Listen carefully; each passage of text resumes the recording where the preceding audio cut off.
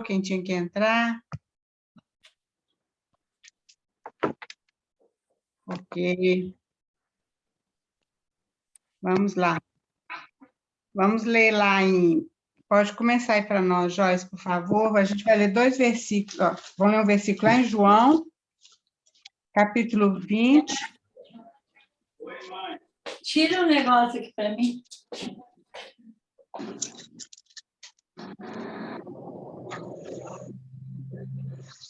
Esses 2 versículos aí, João 20, 30 e 31. Alguém quer ler para nós, por favor?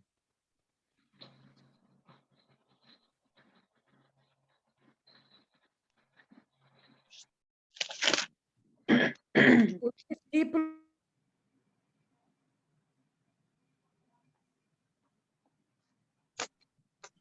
João 20, 30 e 31. Jesus operou na presença de seus discípulos muitos outros sinais miraculosos que não estão escritos neste livro. Estes, porém, foram escritos para que creais que Jesus é o Cristo, o Filho de Deus, e para que, crendo, tenhais vida em seu nome. Amém. Vamos orar então, irmãs, para a gente começar.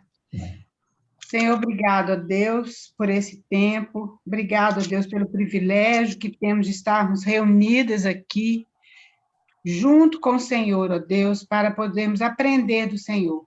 Que o Senhor realmente possa falar aos nossos corações, usa, ó Pai, a Tua palavra conforme a Tua vontade, que ela possa ser espírito e vida em nossas vidas e nossos corações. Senhor, abençoe a vida de cada irmã aqui, as suas casas, e nós te louvamos por esse privilégio, Senhor, de que nós possamos te conhecer mais nesta manhã, Pai, em nome de Jesus. Amém. Amém, irmãs. Então, esse aqui é o objetivo desse evangelho, né, que João escreveu, que é: estes, porém, foram escritos para que creiais que Jesus é o Cristo, Filho de Deus, e para que, crendo, tenhas vida no seu nome. Pode passar aí, Joyce, por favor. O Evangelho de João é um evangelho muito singular, porque ele apresenta Jesus como Deus. A gente viu que Mateus apresenta Jesus como rei, Marcos como servo, Lucas como homem perfeito, e agora, então, João, ele apresenta Jesus como Deus. Então, é um evangelho muito importante, todos são, mas esse aqui é muito importante, provavelmente o mais profundo entre todos, né? E são muitas lições para a gente aprender aqui, né? Muitas. E é um evangelho que realmente deve estar bem no nosso coração, como os outros também, mas esse é bem especial. João, ele era filho de Zebedeu, que era um pescador. Lá em Marcos 1:20, não precisa abrir, mas fala que Zebedeu, ele tinha os seus empregados, então ele era um mestre de pescaria, mas ele não era assim como Pedro, né? Ele era uma pessoa assim mais abastada, e ele tinha os seus empregados que trabalhavam com ele. Então, provavelmente, João residia em Jerusalém e desfrutava de uma vida confortável, porque eles tinham recursos, né? Ele possuía um gênio explosivo, tanto que ele foi chamado filho do trovão. Porém, depois de ele encontrar Jesus, ele se tornou discípulo do amor, né? Sempre que a gente encontra com Jesus, tem uma transformação na nossa vida, ou deveria ter, né? Ele escreveu o Evangelho de João, escreveu 3 cartas, 1º, 2º e 3º João, e escreveu o livro de Apocalipse. É importante a gente falar aqui, queridos, que eu sei que as irmãs sabem, mas talvez tenha algumas aqui, alguém aqui que possa fazer confusão, que já me perguntaram algumas vezes. Esse João aqui não é o João Batista. João Batista era o primo de Jesus, aquele filho de Isabel e Zacarias, aquele que veio antes de Jesus, antecessor de Jesus, que veio proclamando a vinda de Jesus. Esse João era outro João, certo? Porque às vezes as pessoas já me perguntaram algumas vezes, por isso que eu resolvi falar isso aqui. Eu sei que as irmãs sabem, mas às vezes pode trazer confusão. Então, nesse evangelho, Jesus é apresentado como aquele No Evangelho de João, Jesus é apresentado como aquele em que devemos crer. Tem muitas palavrinhas crer nesse Evangelho. E a gente viu nesse versículo mais, vamos dizer, o mais importante, não, esse versículo que fala, o objetivo desse Evangelho é para que a gente possa crer que Jesus realmente é o Filho de Deus. Nas cartas, 1º, 2º, 3º João, Jesus é apresentado como aquele que nós devemos amar. E em Apocalipse, Jesus é apresentado aquele que nós devemos aguardar, né? Maranata, Senhor Jesus. Então, pode passar aí para nós, Joyce, por favor. Provavelmente, esse evangelho foi o último a ser escrito. João já estava bem velhinho quando ele escreveu esse evangelho. Se não me engano, ele foi escrito depois de Apocalipse, eu acho que é isso mesmo. Mas João escreveu esse evangelho bem no final da sua vida. João foi o único discípulo que morreu de morte natural. Os outros todos foram mártires, né? Morreram. Pedro foi, segundo a história, né? Ele morreu crucificado de cabeça para baixo, cada um teve uma morte, né? Mas João foi o único que morreu de morte natural. Ele morreu bem velhinho. Ele apresenta o Senhor Jesus como Deus, nós já falamos. E tem alguns fatos que são omitidos nesse evangelho, que é o nascimento de Jesus, o batismo, a tentação, a transfiguração, a instituição da ceia, a agonia no jardim do Getsêmani. Ele fala sobre o jardim do Getsêmani, mas ele não fala da agonia de Jesus. E a ascensão de Jesus também. Esses fatos são omitidos nesse evangelho. E outra coisa interessante também, que as irmãs vão reparar quando a gente lê esse evangelho, que não tem nenhum fato de expulsão de demônios. Nenhum fato. É muito interessante isso. Nós vamos ver mais para frente que ele fala sobre 8 milagres apenas, ele cita 8 milagres de Jesus, e ele não fala nenhuma expulsão de demônios.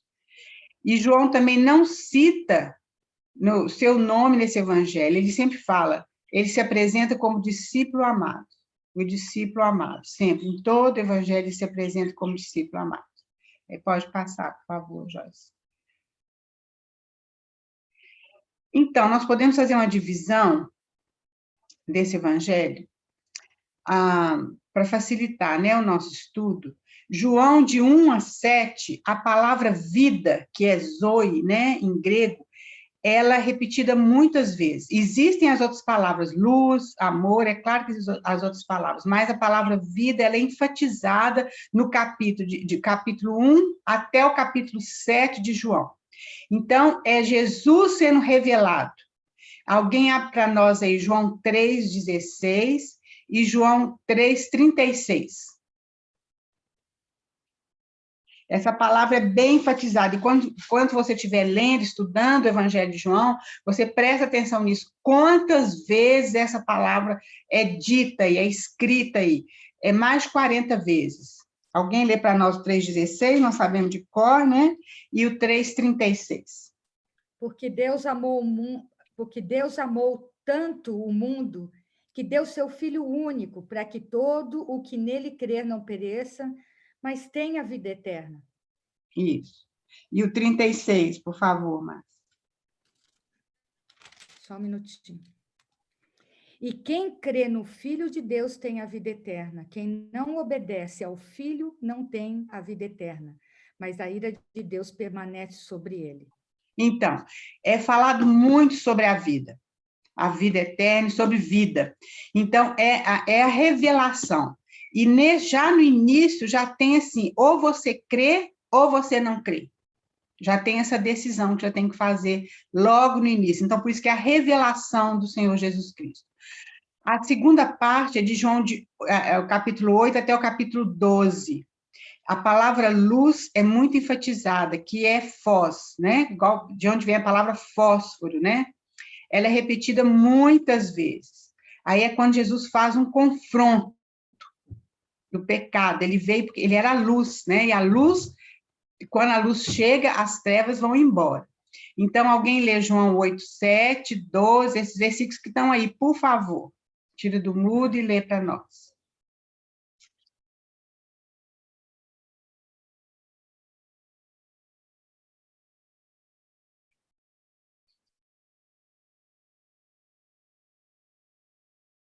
João 8:7. Como insistissem na pergunta, Jesus se levantou e lhes disse: aquele que dentre vós estiver sem pecado, seja o primeiro que lhe atire a pedra. Esse fato é quando teve a mulher adúltera, né? Jesus confrontando aqueles judeus, eles levaram aquela mulher para ser apedrejada, e Jesus falou, olha, quem não tiver pecado nenhum, atire a primeira pedra. E é muito interessante, porque nesse texto fala que, a começar dos mais velhos até os mais novos, eles se retiraram. Porque quanto mais velho você está, mais pecado você cometeu, tá certo? Então, esse aqui é o confronto de Jesus. Aí pode ler o 12, Ró, por favor, vai lendo os outros. 12. De novo lhes falava Jesus, dizendo: eu sou a luz do mundo. Quem me segue não andará nas trevas, pelo contrário, terá a luz da vida. Isso, Jesus como luz, 31. 31 e 32. Disse, pois, Jesus aos judeus que haviam crido nele: se vós permanecerdes na minha palavra, sois verdadeiramente meus discípulos, e conhecereis a verdade, e a verdade vos libertará. Isso, a luz, então, traz a verdade, né? Através do conhecimento de Jesus. Jesus vai acrescentando verdades, né? Vai acrescentando fatos nas palavras que ele fala, sempre vai acrescentando alguma coisa. Agora, 12:46.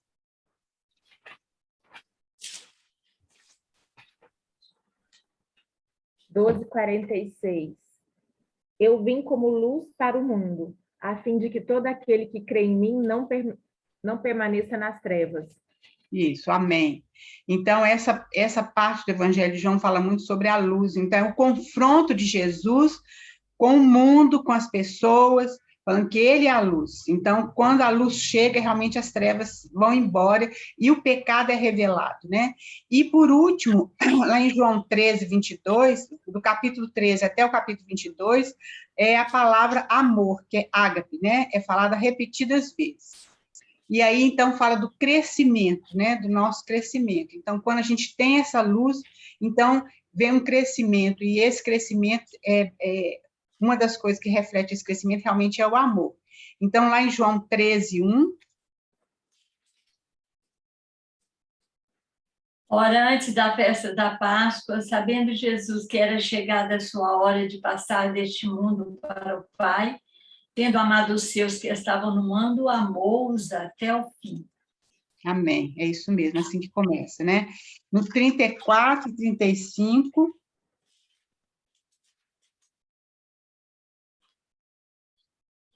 O mesmo capítulo? Isso, mesmo capítulo 13. Novo mandamento vos dou, que vos ameis uns aos outros, assim como eu vos amei, que também vos ameis uns aos outros. Nisso conhecerão todos que sois meus discípulos, se tiverdes amor uns aos outros. E é interessante quando eu falo novo mandamento, né? Lá nos 10 mandamentos já está falando a gente amar a Deus sobre todas as coisas e ao próximo como a nós mesmos, né? Mas esse aqui é um novo mandamento, é para a gente amar o próximo assim como Jesus nos amou. É muito, muito mais profundo, né, do que era lá nos 10 mandamentos. É um amor realmente que só o Senhor Jesus pode dar para nós, né? Agora no 14:21.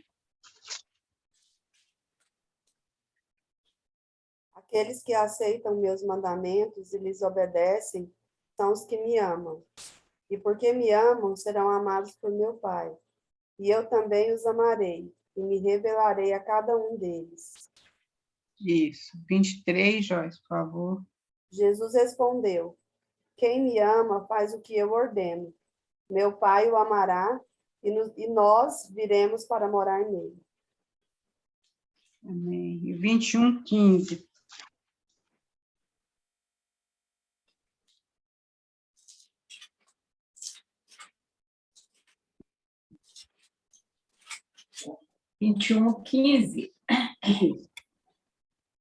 Depois de terem comido, perguntou Jesus a Simão Pedro: Simão, filho de João, amas-me mais do que estes outros? Ele respondeu: sim, Senhor, tu sabes que te amo. Ele lhe disse: apacenta os meus cordeiros. Isso. Obrigada. Então, gente, a gente vê que cada parte desse evangelho é uma palavra que é enfatizada. E quando a gente estuda dentro disso aí, é muito interessante a gente ver como que vai crescendo a revelação do Senhor, né? Outra maneira de dividir também é o seguinte, João 1 ao capítulo 12 é o filho no seio do Pai, que é João 1, lá em João 1, 18, nós já vimos isso, que o mistério de Deus é Cristo e o mistério de Cristo é a igreja. Então, do capítulo 1 até o 12, é Cristo no seio do Pai. Alguém lê João 1, 18 para nós. João 1, 18. Isso, João 1, 18.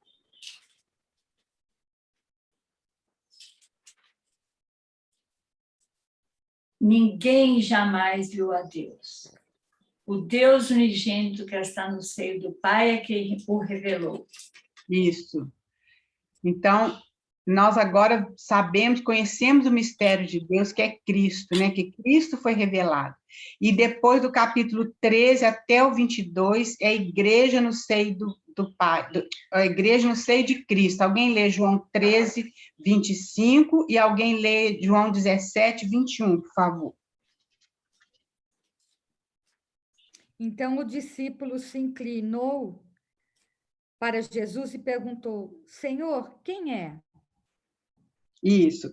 Aqui na minha tradução fala assim, 25, né? Então, aquele discípulo reclinando sobre o peito de Jesus, né? É a mesma coisa, mas aqui fala reclinando sobre o peito de Jesus, no seio de Cristo. Foi quando Jesus estava revelando quem seria o traidor, né? E alguém lê 17, 21, por favor.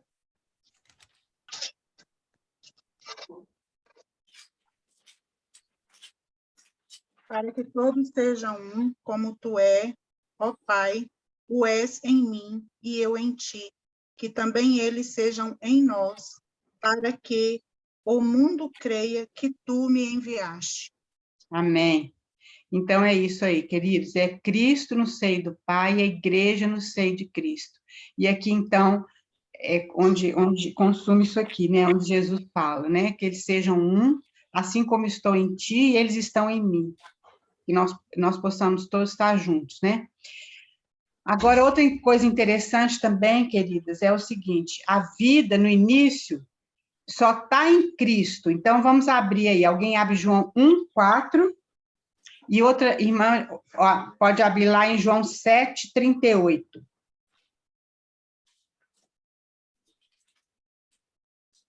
João 4. Isso. A vida estava nele, e a vida era a luz dos homens. Isso. Então, a vida estava em Jesus, quando Jesus estava no seio do Pai, né? E a vida era a luz dos homens. Agora, alguém abre João 7, 38. Agora, a vida está em nós. Quem crê em mim, como diz a Escritura, rios de água viva jorrarão do seu ventre. Isso. Então, agora que nós temos Jesus, essa vida está em nós, e essa vida vai jorrar, né? Para ficar parada lá dentro, né? Para jorrar. A luz no início está só em Cristo, lá em João 8, 12, que fala sobre a luz, né? Alguém lê, e depois lê a luz no final em nós, João 12, 36. João 8, 12. 8, 12. De novo, lhes falava Jesus dizendo: Eu sou a luz do mundo, quem me segue não andará nas trevas, pelo contrário, terá a luz da vida. Isso. Então, eu sou a luz do mundo, né? Agora, lá, João 12, 36. Enquanto tendes luz, crede na luz, para que sejais filhos da luz. Estas coisas disse Jesus, e retirando-se, escondeu-se deles. Então, para que vos torneis filhos da luz. O amor, no início, só em Jesus, João 13, 1. Ora, João 13, 1. Isso. Ora, antes da festa da Páscoa, sabendo Jesus que era chegada a sua hora de passar deste mundo para o Pai, tendo amado os seus que estavam no mundo, amou-os até ao fim. Isso, nós já lemos esse versículo, e esse outro também a gente leu, 21:15, é quando Jesus fala com Pedro, né? Se Pedro ama ele, então, Senhor, tu sabes que eu te amo, né? O amor, então, está em nós, primeiro em Cristo, depois em nós. Então, a gente viu tudo que está em Cristo, tudo que Cristo é, nós somos também, porque a vida dele está em nós, isso é importante a gente saber. Pode passar, Joyce. É interessante que o Evangelho de João, ele começa, nós sabemos, né? No princípio era o verbo estava com Deus e o verbo era Deus. Esse versículo, ele começa, o Evangelho de João começa antes de Gênesis, vamos dizer assim, porque Gênesis fala, no princípio criou Deus os céus e a terra. Só que João fala antes disso aí, porque Jesus, ele sempre existiu, né? Ele sempre existiu. Então, o verbo, no princípio era o verbo estava com Deus e o verbo era Deus, que é o Senhor Jesus Cristo. Então, esse primeiro versículo de João, ele antecede ao primeiro versículo de Gênesis.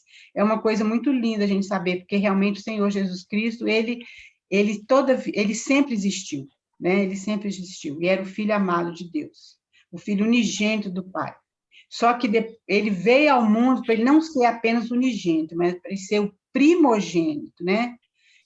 Que significa o primeiro entre muitos irmãos. Ele veio para nos resgatar, para que a gente também possa ser esses filhos, né?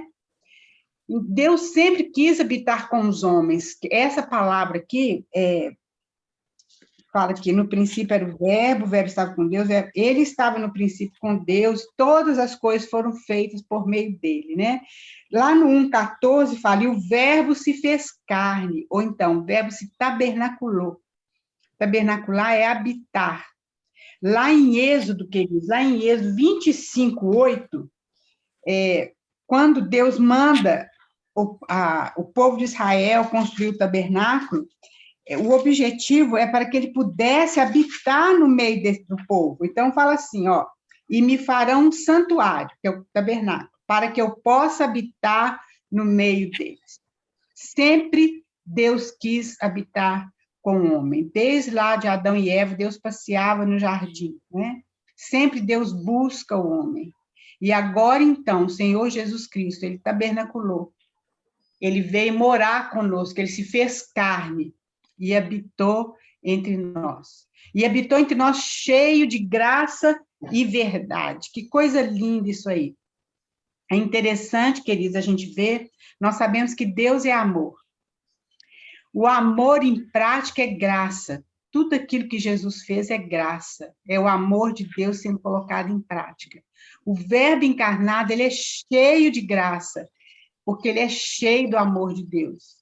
E o amor de Deus foi convertido nessa graça, né? O Senhor Jesus Cristo veio não só para curar, não só para expulsar demônios, mas ele veio para nos salvar, para nos resgatar, né? Então, são atos de graça, são obras de graça, é o amor de Deus em prática. E Deus também é luz. E a luz, na sua manifestação, é a verdade. Isso é muito importante, queridos, porque o próprio Senhor Jesus falou que ele era o caminho, a verdade e a vida. A gente pode... Isso aqui é interessante, eu tenho falado com as irmãs que esses estudos, não sou eu, né, que vamos dizer assim, né, estou colocando essas ideias como de primeira mão. São vários irmãos que estudaram e que colocaram isso, que o Senhor revelou a eles, né? E eu custei entender isso aqui, mas, olha bem, nós podemos receber um ensino correto, um ensino de matemática, ou uma definição de física. Ele é um ensino certo, é um ensino preciso. Mas se o Senhor Jesus Cristo não estiver sendo recebido, isso não é verdade, é apenas um ensino correto.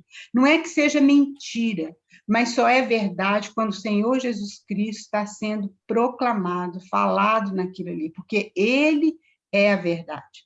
Então, todas essas coisas, todos os conceitos que a gente recebe, todo o aprendizado, muitas vezes, que a gente tem, estão corretos. É certo, mas só quando o Senhor Jesus Cristo está sendo transmitido, esse conceito se transforma em verdade. porque ele é a verdade.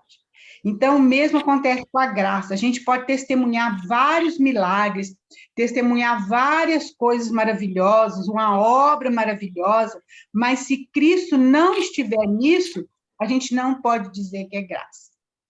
Por exemplo, quando a gente admira, igual está falando, né, desse peixe florido, ou qualquer outra flor, ou qualquer um pôr do sol, nascer do sol, se realmente a gente vê aquela maravilha, e aquilo ali não nos reporta ao Senhor, à glória do Senhor, aquilo ali não é graça, aquilo ali não é verdade, porque só é graça e verdade quando o Senhor Jesus Cristo, ele é manifesto. Então, queridos, toda vez que a gente vê alguma coisa assim maravilhosa, a gente vê que realmente é a mão do Senhor naquilo ali, faz muita diferença. Então, o verbo, ele é cheio de graça e de verdade, porque ele é a manifestação prática daquilo que Deus é. E todo ensino de verdade, suas obras de graça, são para que possamos recebê-lo e tê-lo como nossa graça e a nossa verdade. Então, por isso, nós vamos ver logo aqui na frente, pode passar, Joyce, que no Evangelho de João, não sei, as irmãs já devem ter reparado, que ele não fala milagre, é falado sinal. Eu não sei se a tradução das irmãs está assim, mas eu acredito que sim. O João só usa a palavra sinal, ele não usa a palavra milagre. Por quê? Porque o sinal, ele aponta para alguma coisa, ele não é algo nele mesmo. Ele não tem um objetivo nele mesmo. Por exemplo, um sinal de trânsito, ele aponta para alguma coisa, para onde você vai virar, para onde você não pode virar, o que você vai fazer, mas ele não é algo em si mesmo. Então, os milagres de Jesus não eram algo em si, um milagre, mas ele apontava para a glória do Senhor Jesus. Então, por isso, queridos, lá nos Salmos, quando fala que os céus declaram a glória de Deus, o firmamento anuncia as obras das suas mãos, toda a natureza manifesta a glória de Deus, é por isso, a natureza não é em si mesma, a beleza dela, é claro que é a beleza dela, mas ela aponta para alguém, ela aponta para outra coisa mais importante. Então, esse é o objetivo, para que a gente veja alguém, que é o Senhor Jesus Cristo. Por isso que esses sinais foram registrados. Então, a nossa atenção não é, na realidade, nos sinais em si, mas naquele que promoveu aqueles sinais. Há uma palavra que nós já falamos, que é muito usada nesse evangelho, que é a palavra vida. Então, as palavras de Jesus e as obras de Jesus, de graça, são para nos dar vida, para que a gente creia nele e que nós possamos ter vida no nome dele. Pode passar, Joyce, por favor. Então, veja bem, são citados 8 sinais nesse evangelho, pelo menos 8. Se a gente quiser incluir a ressurreição do Senhor Jesus Cristo, fica 9, né? Mas veja bem, esses sinais são muito importantes, porque é muito interessante, queridos, quando a gente lê, a gente vê que tem o sinal, o milagre, e tem um ensinamento que diz respeito àquele milagre. É muito interessante. Num desses milagres, o ensinamento vem antes. Então, vamos ver esses milagres. Alguém quer fazer alguma pergunta? Alguém quer falar alguma coisa? Ou acrescentar alguma coisa? Pode falar, querida. Vocês têm liberdade de tirar o microfone do mudo e falar. Não? Vamos lá, então. Lá no capítulo 2, fala da água sendo transformada em vinho. E aqui no Evangelho de João, foi o primeiro milagre que Jesus fez. Lá no 2:11 fala assim, com este deu Jesus princípio a seus sinais em Caná da Galileia. Manifestou a sua glória e seus discípulos creram nele. Foi o primeiro sinal de Jesus, foi num casamento. E isso é didático também. Por quê? Porque realmente Paulo fala lá em Efésios que sobre Jesus Cristo e sua noiva, ele fala que isso é um mistério, né? E isso é aquilo que o Senhor Jesus Cristo veio buscar o tesouro dele, veio buscar a sua noiva, buscar os seus irmãos. Então, esse primeiro milagre acontece nesse casamento. Nós conhecemos muito bem esse milagre, nós não vamos gastar tempo falando sobre ele, que as irmãs sabem que ele transformou a água em vinho. Então, isso é muito importante. Isso aí fala da vida de Jesus Cristo em nós. Nós podemos comparar, depois as irmãs quiserem estudar, podem comparar esse milagre lá no capítulo 15 de João, com a videira verdadeira. O Senhor Jesus falou assim, eu sou a videira verdadeira. Não é que as outras videiras sejam falsas, é claro que não, mas é aquilo que a gente está falando. Quando a gente olha para uma videira, um pé de uva, nós devemos lembrar de Jesus. Jesus é a videira verdadeira. E ele, então, fala lá sobre a videira, né? Fala que se os ramos estiverem nele, etc e tal. E é muito interessante, quando a gente vai estudar sobre a videira, a terra que a videira floresce, que ela nasce, é muito importante a gente ver essa comparação. E outra coisa, queridos, o vinho, para ser tornado vinho, as uvas têm que ser espremidas. Enquanto as uvas não são espremidas, não existe vinho. O Senhor Jesus Cristo precisou ser espremido, para então se tornar em vinho. Esmagado.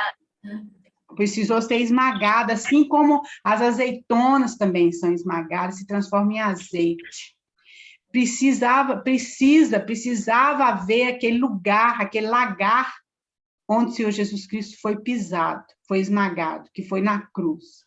Então, esse primeiro milagre tem muito a ver com o capítulo 15 de João, quando Jesus fala que ele é a videira verdadeira. Só ele pode transformar a nossa vida, que vamos dizer que é uma vida incolor, né, etc., como a água, em vinho. O vinho fala da alegria. Só ele pode trazer isso para nós, que é a vida dele em nós. Então, esse foi o primeiro milagre de Jesus. E se as irmãs quiserem comparar lá com o capítulo 15, é muito linda essa comparação. E logo depois, queridas, vem um ensino, olha que interessante. No capítulo 3, Nicodemos procura Jesus. E é quando Jesus fala, olha, se você não nascer de novo, você não pode ver o reino dos céus. Olha que coisa interessante, Jesus fez esse milagre e agora ele traz um ensinamento. Nós precisamos nascer de novo. Esse vinho precisa ser colocado na nossa vida, que é a vida de Jesus em nós. Então, ele fala, e aí vai falar o versículo 3,16, que a gente conhece muito, né? Que Deus amou o mundo de tal forma, né? Os homens de tal forma, que ele deu o seu Filho unigênito, para que todo aquele que nele crê não pereça, mas tenha vida eterna, que tenha esse vinho na vida dele, que isso aí possa fluir da nossa vida para as outras vidas, né? Daí, sim, pode falar. Eu estava lendo aqui, né, nessa Bíblia da Conselheiro, então, eu achei muito interessante, porque eram 6 taças, e essas 6 talhas, né? Uhum. E essas talhas juntas davam 700 litros. Muita coisa. De vinho, de água, né? Que foi transformada em vinho. E elas eram usadas porque os judeus tinham que se descontaminar toda vez que eles iriam, né, comer ou ir a algum lugar, ou entrar numa casa, ou entrar no templo, eles tinham que se lavar. E, assim, eles falam aqui que o que significou também é o seguinte, que eles já não precisariam mais se descontaminar, porque Jesus já estava fazendo isso, né? Amém. Então, eles poderiam festejar, pelo contrário, era uma razão deles festejarem, porque o vinho é alegria, né? Festejarem porque havia uma nova aliança. Amém. É interessante. É isso mesmo, Denise, obrigada. É isso mesmo, queridos. Olha só como é que é importante esse sinal de Jesus, esse primeiro sinal de Jesus, né? E é muita coisa, né? Esse vinho, realmente, aí eram 700 litros, né, que a Denise falou, mas esse vinho, ele jamais acaba, porque a vida de Jesus, ele é eterno, ele não acaba nunca. Glória a Deus por isso. É essa alegria que a gente pode ter, né? Obrigada, Denise. O segundo é a cura do filho de um oficial. É lá no capítulo 4. Esse oficial provavelmente ele era romano, né? E o filho dele estava muito doente. Ele era lá de Cafarnaum, que é mais do norte, e ele desceu até Caná para encontrar com Jesus, que o filho dele estava à morte. E Jesus só falou com ele: olha, vai que teu filho vive. E ele creu naquela palavra. E depois, mais tarde, fala que ele creu e toda a sua casa. E aí tem dois sinais que nós vamos colocar juntos, que é esse e a cura, desculpa, é a cura do paralítico. Aquele paralítico que estava 38 anos ali, né? Pelejando para alguém jogar ele lá no tanque. E é muito interessante isso, porque a gente vê que todos os dois, aquela criança provavelmente estava na cama, né? Porque ela estava à morte, ela estava assim, sem poder se locomover, e aquele paralítico também. Ele estava lá, era paralítico, então não conseguia andar, e daí todos os dois, né? Estavam nessa forma. Então, o que a gente vê? Estavam na inércia mesmo, eles não podiam caminhar. Mas o Senhor Jesus é a nossa força, Ele é a nossa fortaleza. E a gente pode ver logo depois, em João 5, 39, alguém abre para nós, João 5, 39 e 40. Exatamente, 39 e 40. Alguém lê para nós. Isso é importante. Muitos samaritanos. Pode ler. É o 40, 39, 40? Não. Isso, no capítulo 5, versículo 39 e 40. Pode ler aí, que eu estou...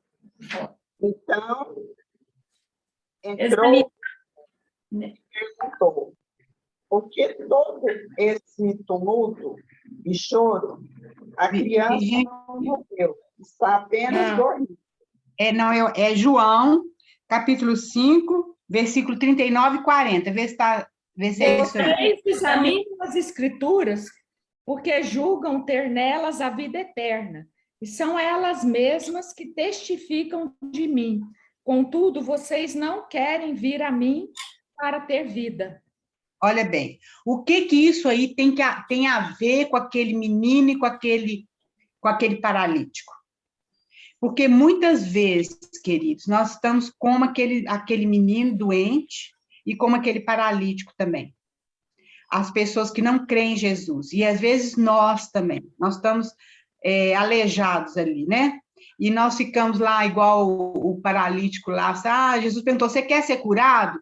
Ele não falou assim, eu quero. Né? Ele falou assim, não tem ninguém para me julgar lá dentro. Então, a gente está cheio de autocompaixão. Mas Jesus está falando que a resposta para isso aí é a palavra dele. Olha só, examinai as escrituras, porque cuidais ter nelas a vida eterna, e são elas que testificam de mim. Mas veja o complemento. Contudo, não quereis vir a mim. Por que isso é um complemento? Porque muitas vezes, queridos, nós conhecemos todas essas coisas. Conhecemos que Jesus é a nossa vida, conhecemos que Jesus é a nossa fortaleza, conhecemos que Jesus é a luz, e porque Ele está em nós, nós somos a luz também, mas nós não vamos até Ele, nós ficamos só com esse conhecimento, mas isso não se torna em vida na nossa vida. Os judeus, os fariseus, eles conheciam a palavra. Eles sabiam o que dizia aquela palavra, sabiam de cor, mas eles não foram até Jesus. Então, queridos, muitas vezes nós estamos paralisados, nós cristãos mesmo, nós que cremos, paralisados diante de várias situações, porque realmente nós examinamos as escrituras, nós estudamos as escrituras, mas isso não é transformado em vida no nosso coração. Veja bem, se a gente estudar a Bíblia, estudar os evangelhos, as cartas, o Antigo Testamento, apenas como história, apenas como conhecimento, mas se isso não for transmitido a nós como vida de transformação, nós aproveitamos muito pouco, muito pouco. Que o Senhor mesmo possa nos ajudar, que a gente possa chegar até Ele, não só no conhecimento intelectual, mental, ou de sabedoria, mas que a gente possa ter essa experiência na nossa vida. Então, essas duas curas apontam para isso também. O quarto milagre, então, é a multiplicação dos pães, está lá no capítulo 6, nós conhecemos bem essa história também, não precisamos falar, né, contar sobre ela. Mas veja bem, logo depois dessa multiplicação dos pães, Jesus fala aqui, olha, que ele é o pão da vida. Ele mostrando que ele é o verdadeiro pão. Então, já vem o ensinamento logo após aquele milagre. Então, vamos ver lá, João 6:27, alguém lê para nós? Trabalhai, não pela comida que perece, mas pela que subsiste a vida eterna, que subsiste para a vida eterna, a qual o Filho do Homem vos dará. Porque Amém. Deus, Isso o mesmo. Pai, o confirmou no seu selo. Isso mesmo. Agora, lá em João 6:32, 32, 35 e a 35. Replicou-lhe Jesus, em verdade vos digo, não foi Moisés quem vos deu o pão do céu, o verdadeiro pão do céu é meu Pai quem vos dá. Porque o pão de Deus é o que desce do céu e dá vida ao mundo. Então lhe disseram, Senhor, dai-nos sempre desse pão. Declarou-lhes, pois, Jesus, eu sou o pão da vida. O que vem a mim jamais terá fome, e o que crê em mim jamais terá sede. Porém, eu já vos disse que, embora vos tenhais visto, não credes. Todo aquele que o Pai me dá, esse virá a mim. E o que vem a mim, de modo nenhum lançarei fora. Porque Amém. Até aí, tá bom. Obrigada. E lá no versículo 50 também. 50. Isso. Este é o pão que desce do céu, para que todo o que dele comer não pereça. Amém. Então, irmãs, vocês estão vendo, então, queridos, que realmente tem o sinal, tem o milagre e tem o ensino logo depois aqui. Agora, tem o quinto sinal foi Jesus andando sobre o mar. É no capítulo 6, ainda logo depois, né, do sinal da multiplicação dos pães, é Jesus andando sobre o mar. Esse sinal foi um sinal muito especial, porque Jesus fez sinal somente ali para os discípulos dele. Ele veio andando sobre o mar, vocês lembram que eles estavam aflitos, ficaram com medo, né? E Jesus, então, vem andando sobre o mar, e aí fala o seguinte, olha, Jesus fala assim, olha, tendo navegado uns 25 a 30 estágios, é lá no 6:19, eis que viram Jesus andando por sobre o mar, aproximando-se do barco, e ficaram possuídos de temor. Mas Jesus lhes disse, sou eu, não temais. Então, eles de bom grado o receberam, e logo o barco chegou ao seu destino. O Senhor Jesus nos conhece, queridos. Ele sabe que nós somos fracos. Qualquer coisa tira a gente do prumo. Qualquer fato, por menor que seja, a gente perde o humor da gente, a gente fica nervoso, a gente fica ansioso. Ele sabe disso. Mas ele está falando aqui, não temais. Não temais. Tem vários não temais na Bíblia, vários. Porque ele nos conhece. Esse milagre foi feito especialmente ali para os discípulos. E Jesus, então, entrou no barco e logo chegaram ao seu destino. Glória a Deus por isso, que o Senhor sempre está conosco. E ele fala, não temais. Enquanto nos outros evangelhos fala sobre a tempestade que eles estavam enfrentando, não era uma coisa simples, era no mar da Galiléia, que é um lago, não é um mar, mas conforme o vento, tem uma época que dá um vento e faz um redemoinho ali, a tempestade é muito forte.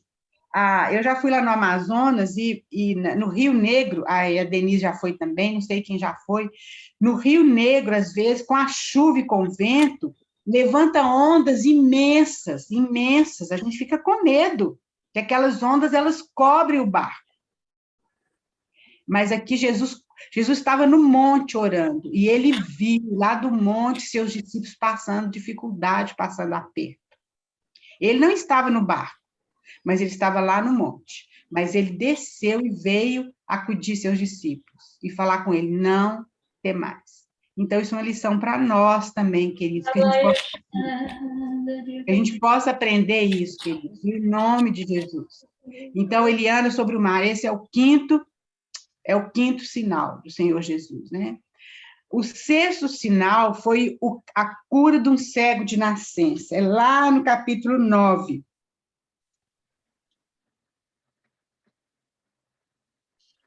Vocês lembram também bastante desse sinal, né?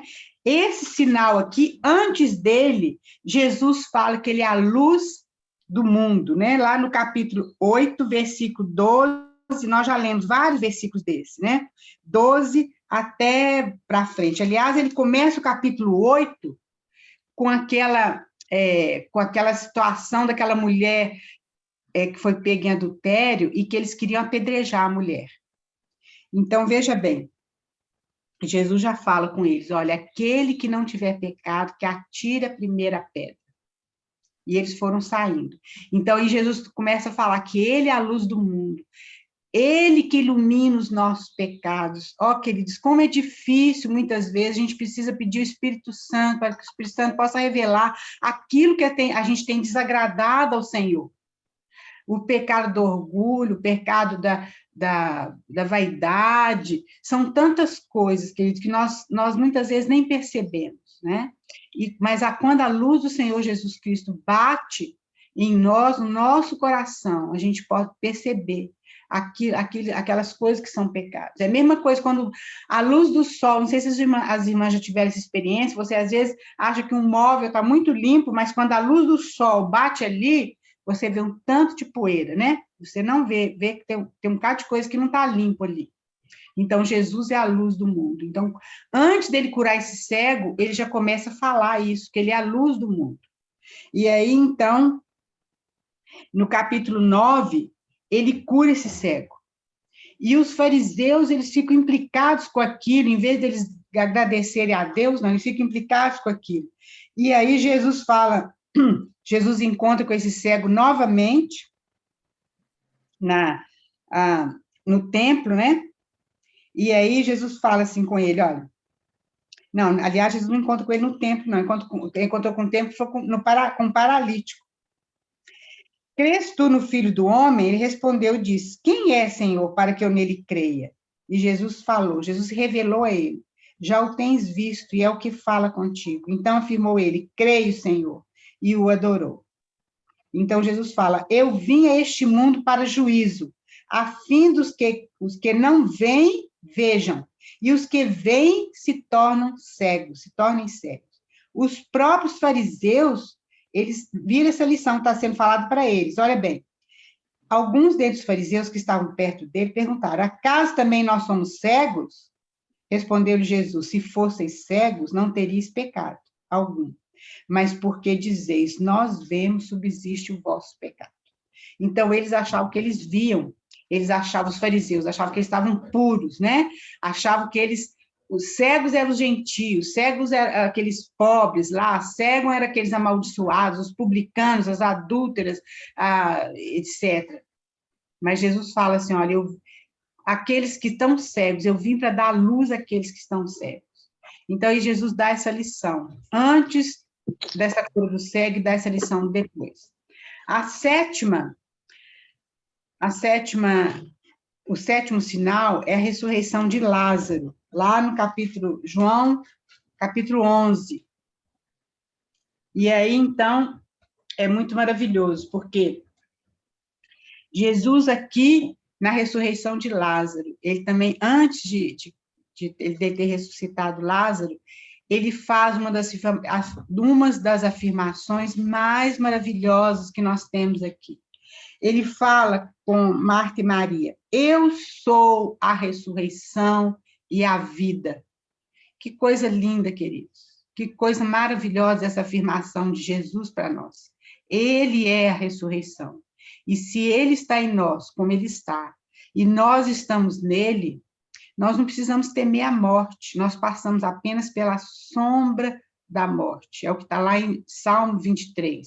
Ainda que eu ande pelo vale da sombra da morte, não temerei mal algum, porque tu estás comigo. Então, Jesus fala, olha, eu sou a ressurreição e a vida. Quem crê em mim não morrerá eternamente.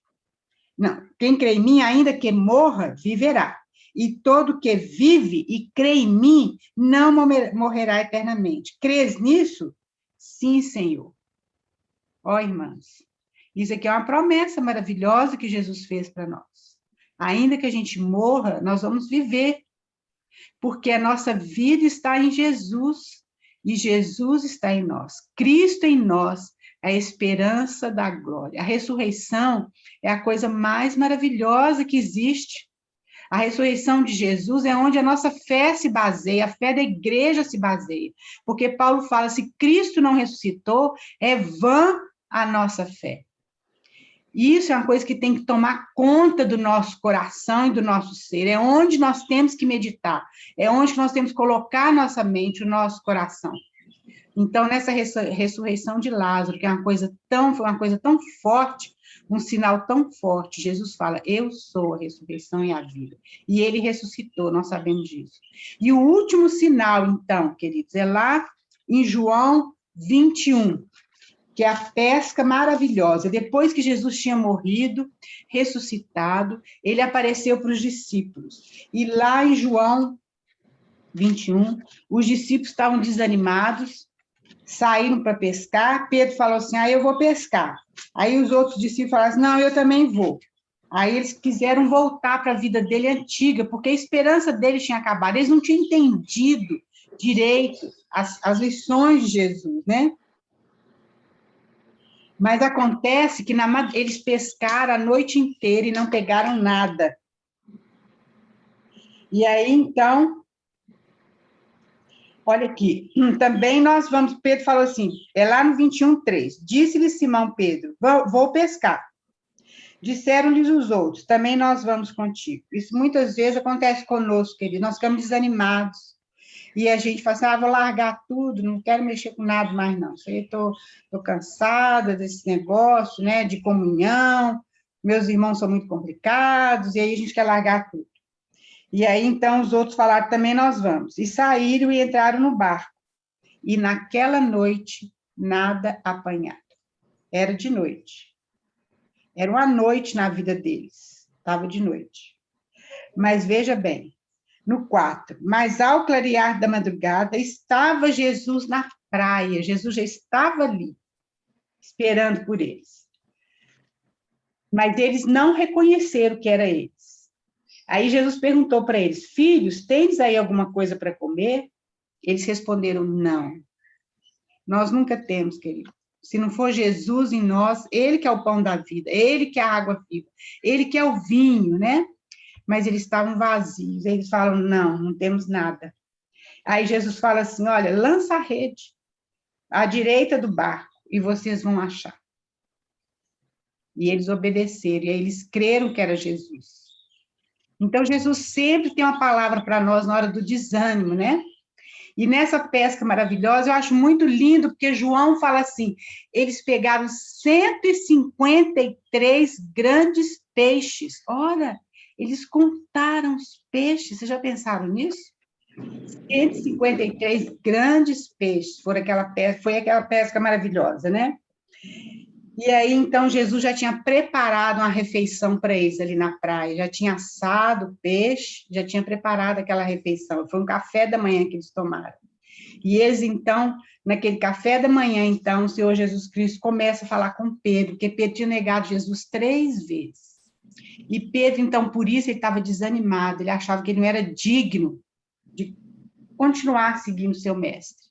Mas Jesus, então, fala com Pedro, Pedro, você me ama? Pedro fala, sim, eu amo. Aí Jesus fala, apacenta meus ovelhas, meus cordeirinhos. E Jesus fala assim 3 vezes com Pedro. E o que que esse milagre, então, o que esse sinal nos ensina? Nos ensina várias coisas, irmãs podem tirar várias lições. Podem tirar a lição, realmente, que o Senhor Jesus Cristo, ele sempre vem nos acudir na hora do nosso desânimo, que ele tem uma palavra de esperança sempre, que ele sempre prepara uma refeição para nós na hora da nossa fraqueza. E o que a gente pode ver também é que o Senhor Jesus Cristo falou: olha, você tem que cuidar do meu rebanho.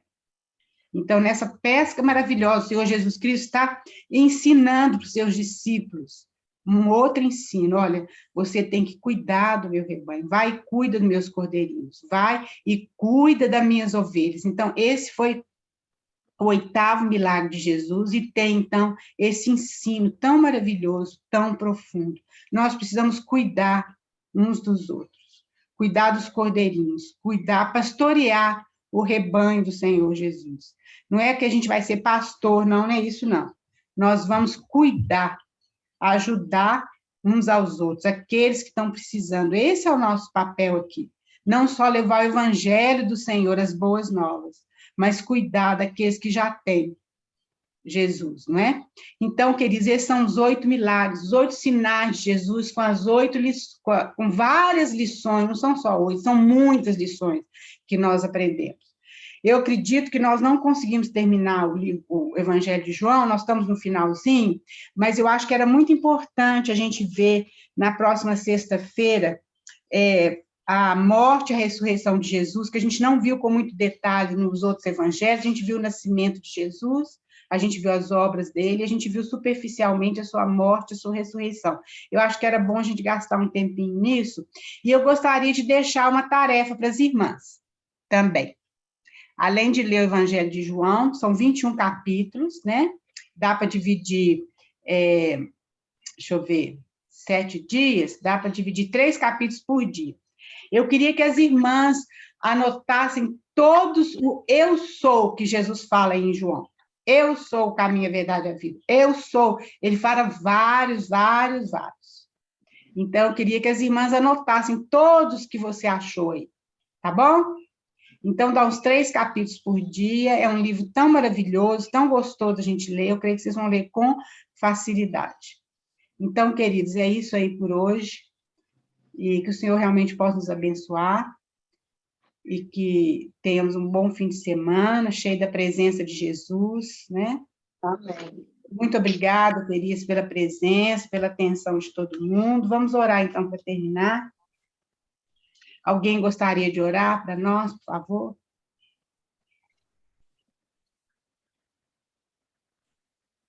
Senhor, nós te damos graças, Senhor, por essa oportunidade que o Senhor tem nos dado de estarmos juntas, estudando a Tua palavra. E como nós vimos hoje, nós queremos ouvir a Sua voz, Senhor. Nós queremos que a Sua vida transborde das nossas vidas. Amém. Nós queremos que tudo aquilo que nós conhecemos do Senhor se torne vida, e que as pessoas possam ver a beleza do Senhor na nossa vida. Vai, Senhor, resplandecer a sua luz sobre as nossas vidas. Ó Senhor, nós queremos declarar aqui juntas que não mais nós, mas a sua vida em nós. Amém, Senhor, que vive em nós. Obrigada, Amém. Senhor, pelo poder transformador da tua palavra. Amém. Que o Senhor venha ganhar mais a nossa vida durante esses momentos em que estivermos estudando, ouvindo, buscando o Senhor. Que o Senhor abençoe a vida da Raquel, que tem nos incentivado, nos motivado. Ó Senhor, muito obrigado pela vida de cada uma aqui. Amém. Ó Senhor, que o Senhor nos levante, Senhor, dia a dia com o poder da tua palavra. Amém. Nossa oração em nome de Jesus, Senhor. Amém. Amém. Amém, irmãs. Muito bom.